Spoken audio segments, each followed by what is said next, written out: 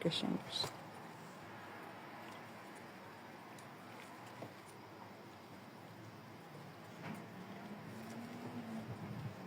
Salam xanımlar, hər vaxtınız xeyir olsun.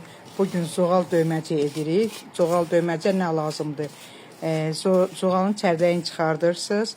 Üstünə sarımsaq, petruşka, qırmızı reyhan, pesok, duz. Duz 3 qaşıq olanda 1 qaşıq da pesok qatırsınız. Döyməci, zoğal döyməci. Tökürsünüz bankalara, qəşəng yığırsınız bankalara, qoyursunuz 20 dəqiqə qaynayır. Üstünə 2 qaşıq sirkə, suyu özündə olanda bəs eləyər. Eləməsə quru olanda qaynar su töküb bağlayırsınız. 20 dəqiqə ancaq qaynamalıdır. Hamıya nuş olsun inşallah.